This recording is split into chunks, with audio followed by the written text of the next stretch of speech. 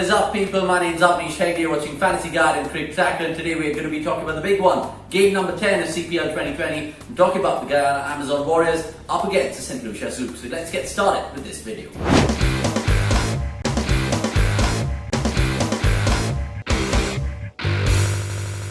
Right, to put some context into place first, now both these teams lost their opening games in CPL 2020, but ever since then they've been showing signs of dominance. Perhaps they've been trying to contend for the playoffs this season. It'll be interesting to see how they go from here. Remember, Guyana Amazon Warriors won all their games in CPL 2019, barring the final, and they haven't won a title in the history of the tournament. Speaking about the Zouks though, they have been given inspirational moments in CPL 2019 and 2018, but will 2020 be their year? Only time will tell, of course.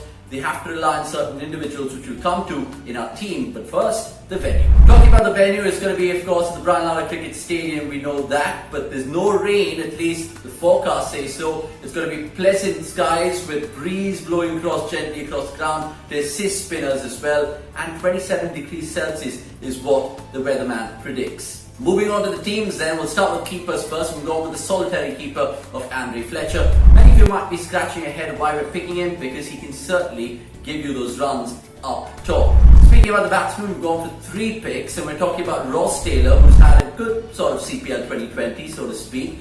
The main one is Shimron Hetmyer, and he of course started the CPL 2020 with a blast. He got a 71, he got a 63, and he's showing why even Delhi paid the big bucks for him.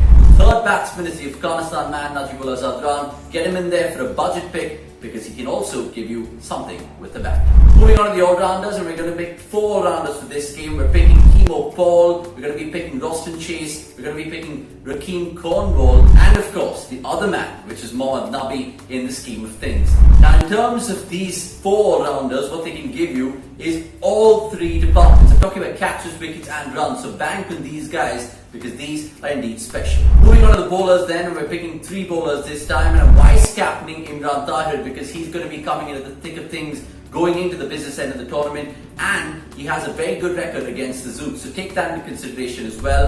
And that is 2 out-and-out pacers. One in terms of Scott Kugelheim, we know what he can bring to the table, but what about the other man, Naveen Hulak? Not a household name, but certainly can get full value in terms of the budget pick. So those are our teams. Let's have a look at a final 11. Now in terms of the final 11, you look at the team and it goes to show that it has even bits and balances of great all-rounders, good batsmen, but more importantly, match winners on their day. So pick wisely. We'll let you pick your captain and vice-captain, but this is what we think which makes our final 11. And there we have it. That's game 10, of course, from a Fantasy Guide preview. Have fun in this one because there are plenty of people to watch out for, and hopefully you guys win big. This is me, Avnish Hegde, signing off for CricTracker.